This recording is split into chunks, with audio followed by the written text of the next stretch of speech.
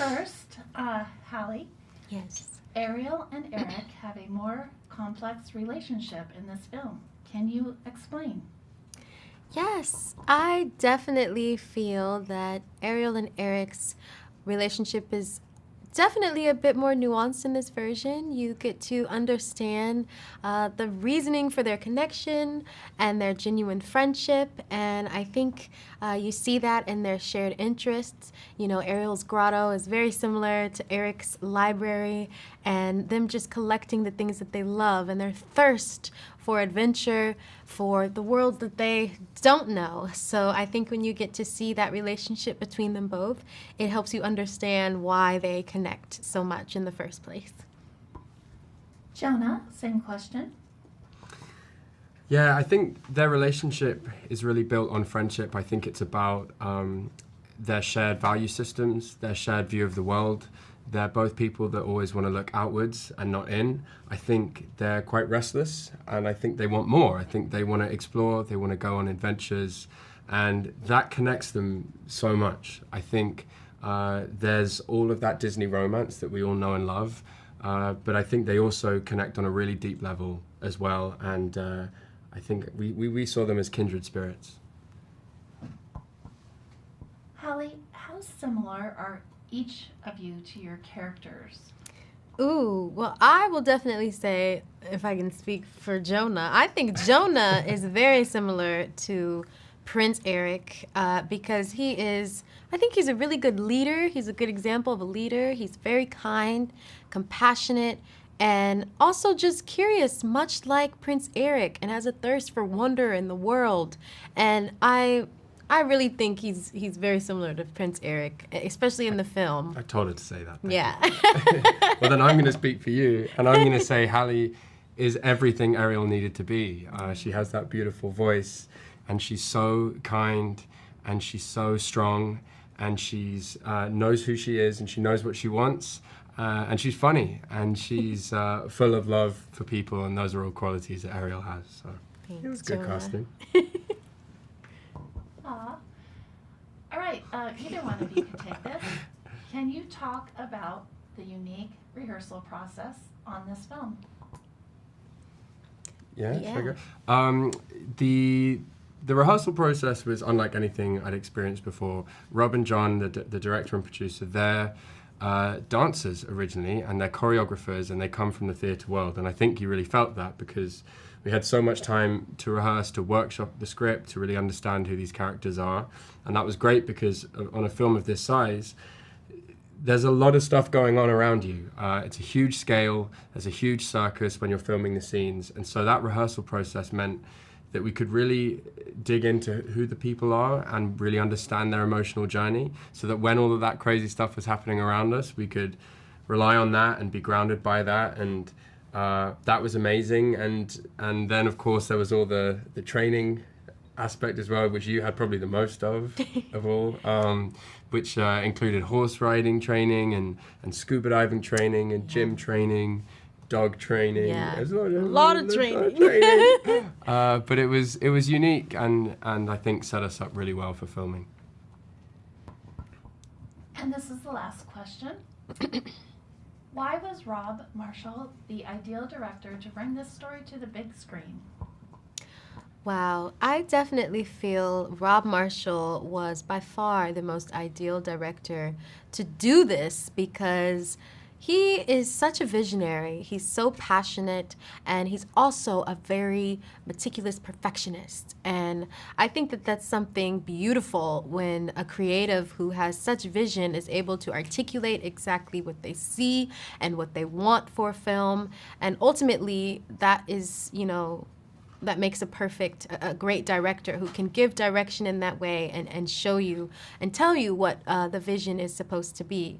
So I also think because he has a great eye for talent, because he's talented himself, like Jonah said earlier, they're dancers, they grew up in this creative musical world and know exactly what's great and what's not. And I feel like Rob was able to put together a beautiful cast because of that vision that he's had for so long. So, Will you describe the themes of this story as contemporary and why? Well, I think we saw right from the very beginning, we went directly to the Hans Christian Andersen tale, and we saw a very modern story, a very contemporary story about a young girl who feels displaced, doesn't feel like she belongs, and she goes on an epic journey, really, of self-discovery to break down the barriers and walls between herself and the other, which in this case is the human world. And I think what's beautiful about that is that, I think we can all relate. Don't you feel that way, John? Oh, yeah. Yeah, absolutely. I instantly, associated with this outsider theme. I mean, that to me was very, very important. No question. And then you saw that border thing as the thing that caught you. I mean, when we were making this, it was, we feel the world become more divided and more divisive in a way. And it was this wonderful antidote the entire time about not being afraid of what's on the other side of the border or other side of the wall, not being afraid of someone different than you. And in this wonderful reminder that we're really all one.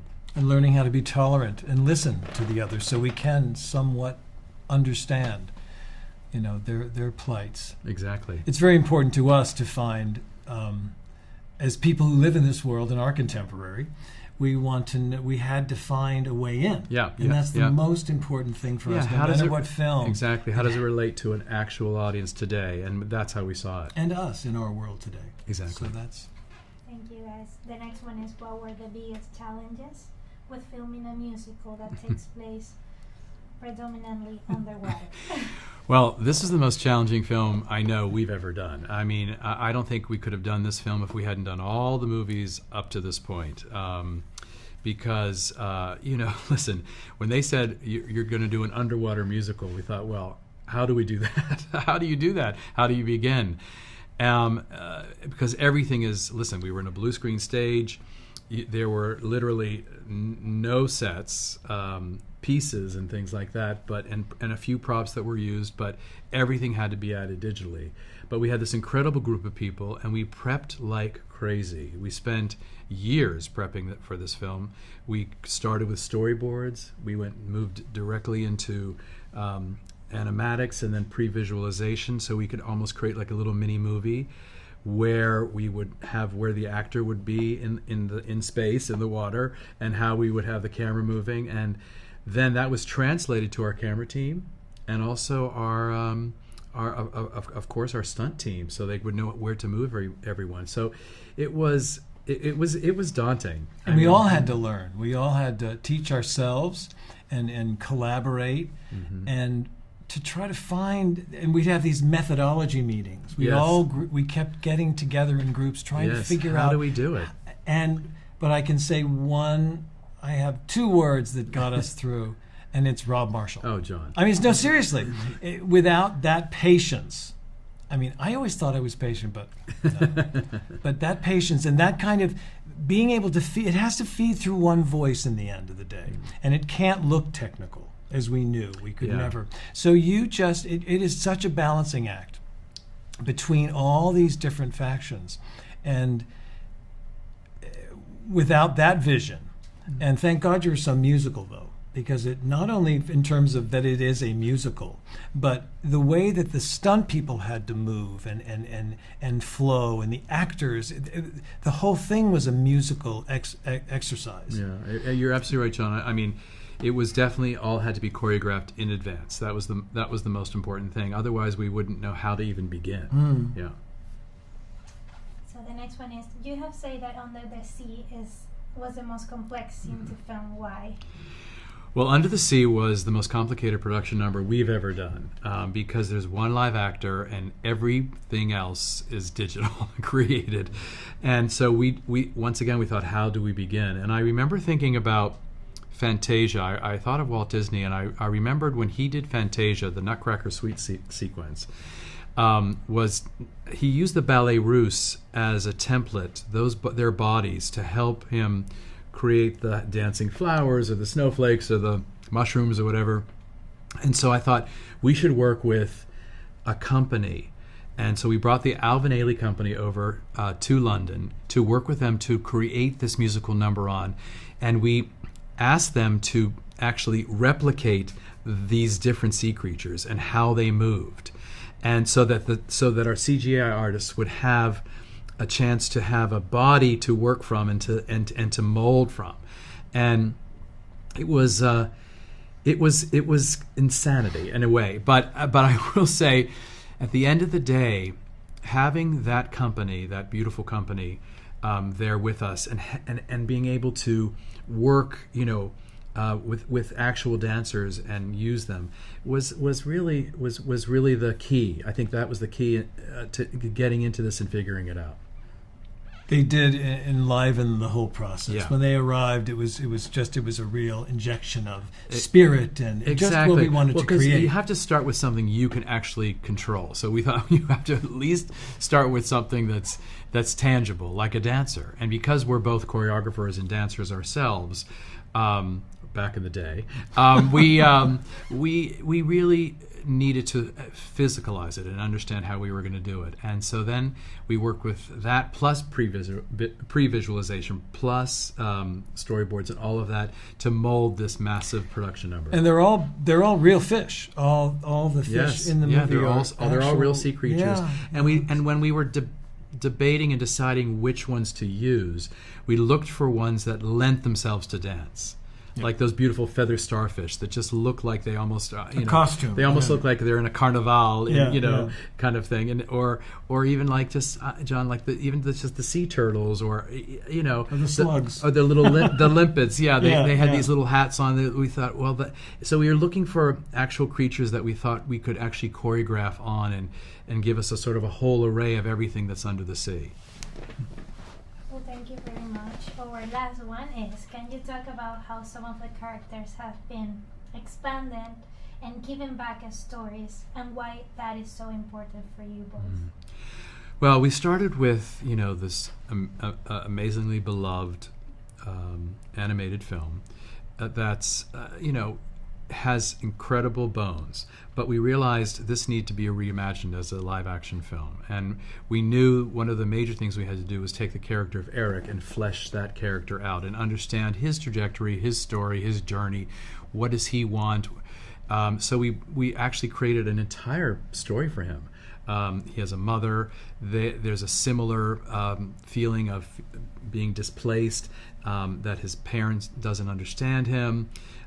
So that these two kindred spirits, Ariel and Prince Eric, find each other. That's a big part of it, and that was definitely one of the big elements of starting to flesh out the story in a Romeo and Juliet kind of way. Exactly, Romeo and Juliet really helped us, didn't it, Yeah, John? it did. It really did. It did, and because we wanted her to fall in love with him, not just because he was a beautiful man, right? But for what he represented and the dilemmas he was going through. Exactly. And she hears his passion before she sees him on the boat.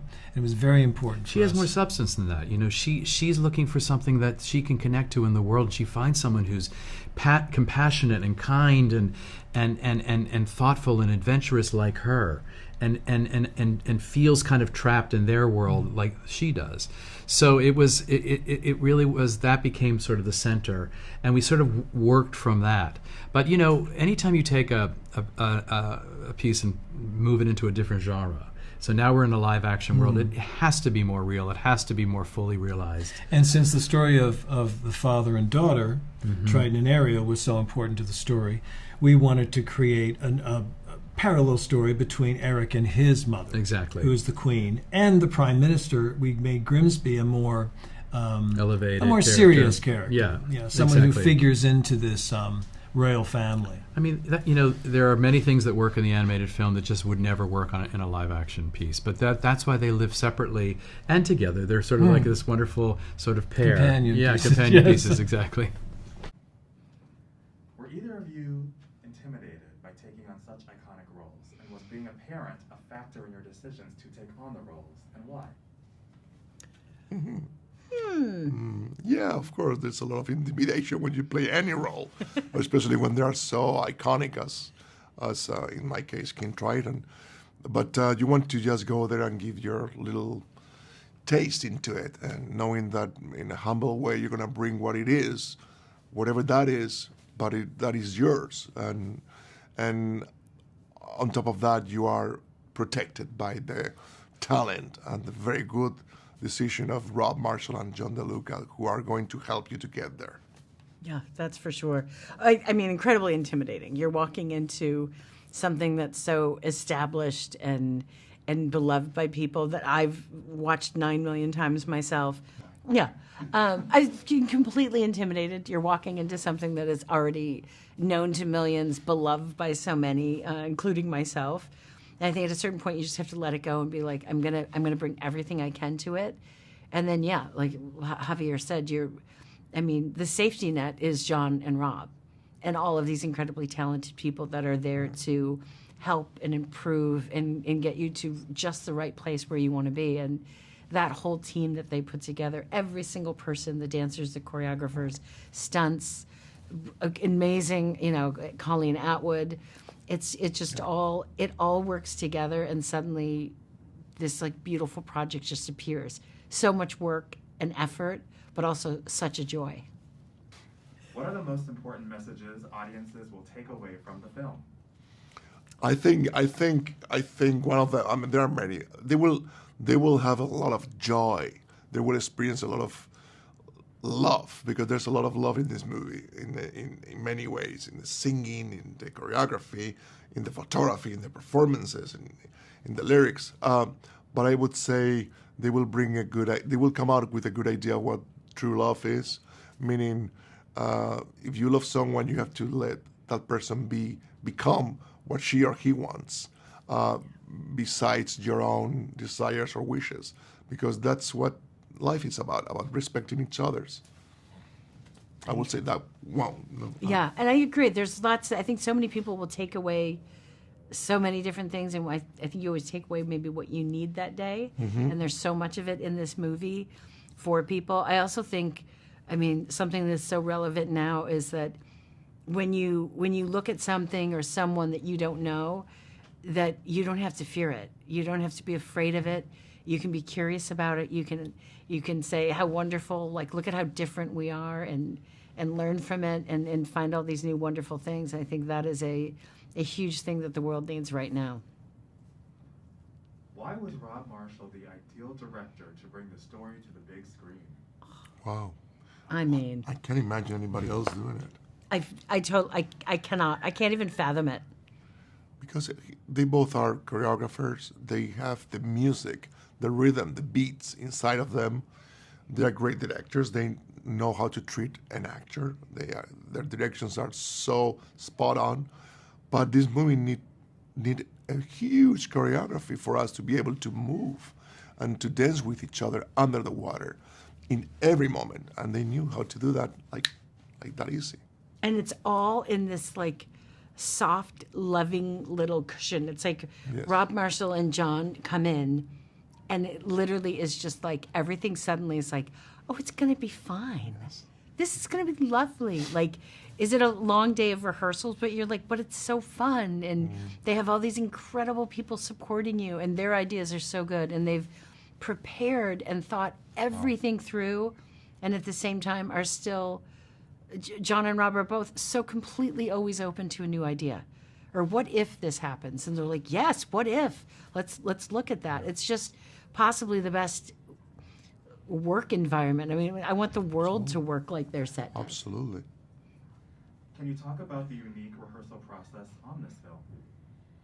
Well, rehearsing in movies is very strange, because most of the time there's no rehearsal. None. And in this case, we spend a lot of time knowing each other, knowing our colleagues, our partners, and creating a bond, a relationship that it will be translated when we play with each other. And that's the common ground where every rehearsal must stand on, to create a bond between the partners, the people that you work with, and it happened.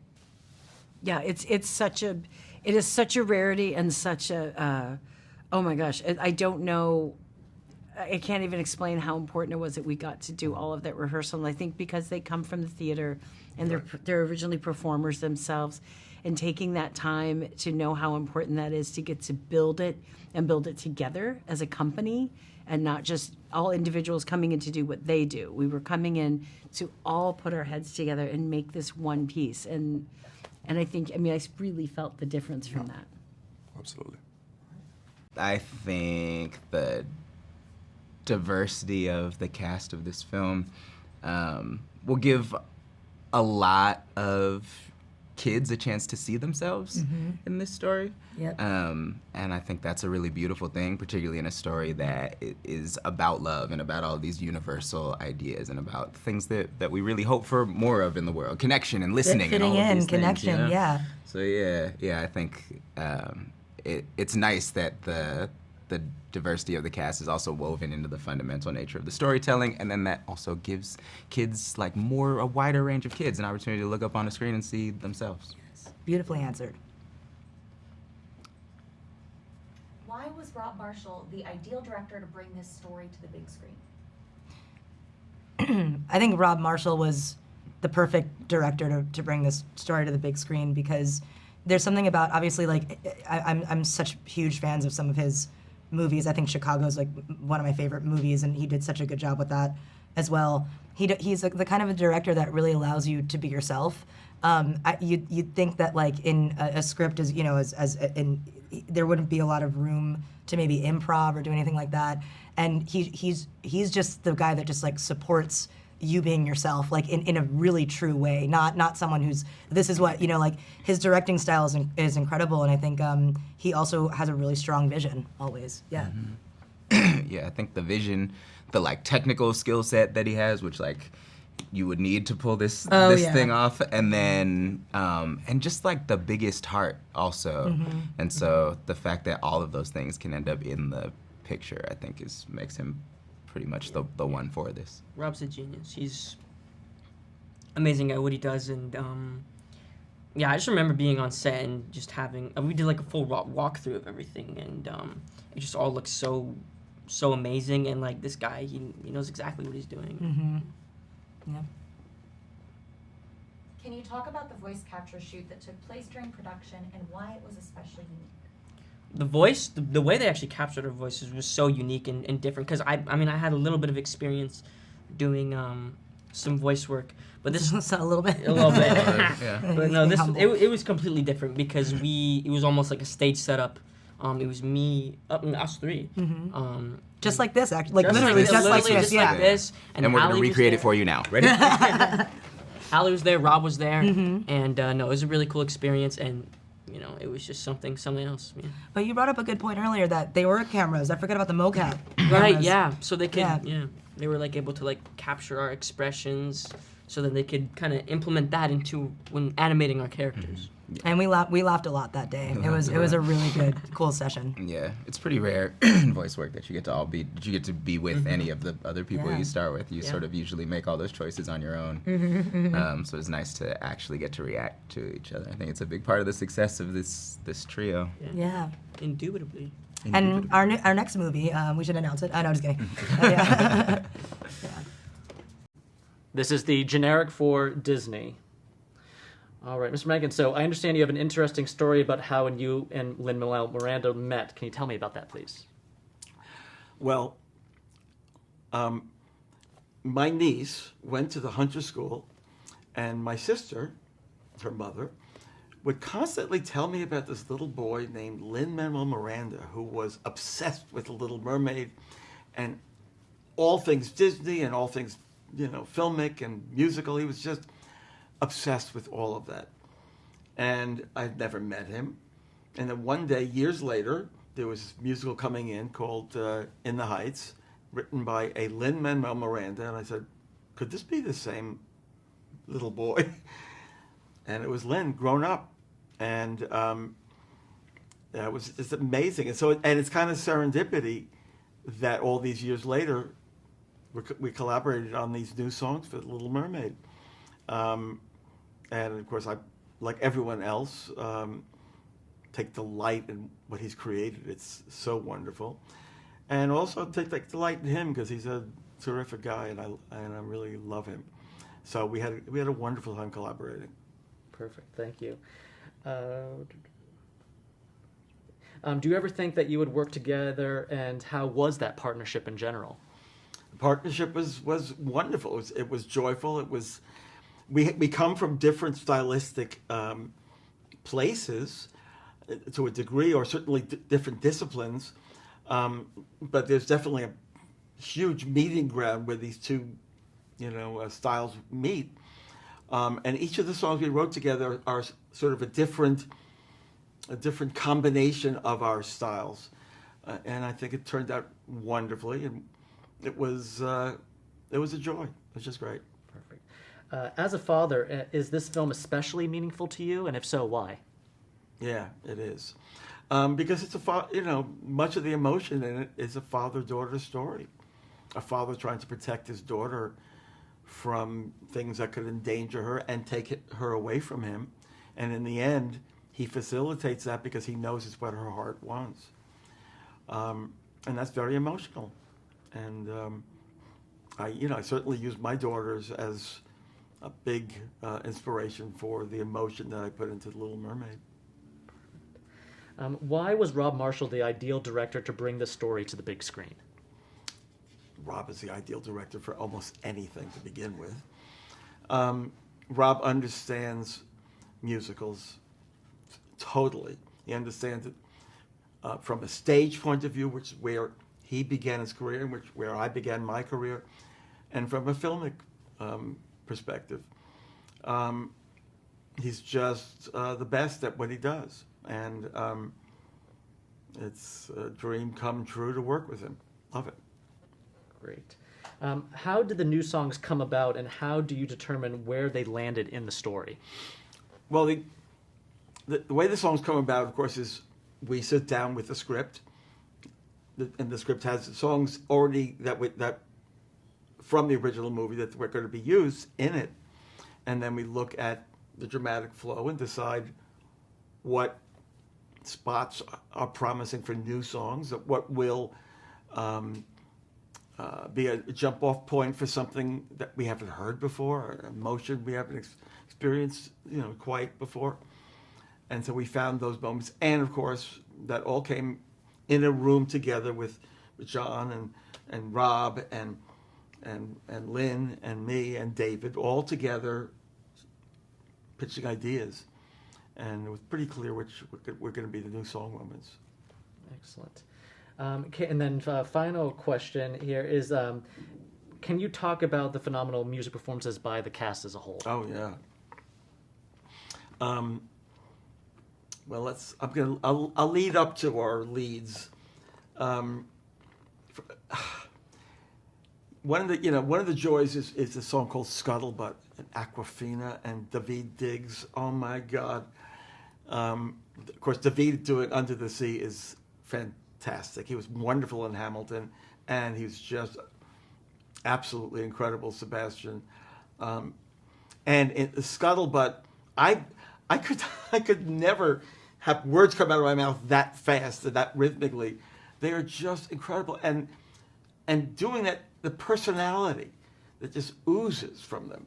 Awkwafina, the personality is just remarkable, and the chemistry of all three of those sort of sidekicks, including Flounder with Jacob Tremblay as Flounder, they are just, oh my God, they're just priceless. We have a song that is not in the movie, but we had a song that actually was sung by Triton, Javier Bardem, called Impossible Child. And just getting to work with him in the studio was incredible. His performance as Triton it just brings me to utter tears by the end, especially. It's just incredible. Melissa McCarthy as Ursula. I mean, I don't know if people have ever seen this side of Melissa McCarthy. It's just, oh my God, it's maybe the best Ursula ever. And we've had some pretty incredible Ursulas. She's just amazing and wonderful. Oh God, let's talk about Jonah Hauer King as Prince Eric. He's really charismatic and really just a wonderful actor, wonderful presence, and his singing of Wild Uncharted Waters is a revelation. You know, his voice and his acting is just so incredible. And then, yes, let's talk about Halle Bailey. I mean, you can't take your eyes off her. She is heartbreaking. She is the most wonderful singer. She brings a purity and a little bit of a pop edge to the songs that is appropriate and wonderful.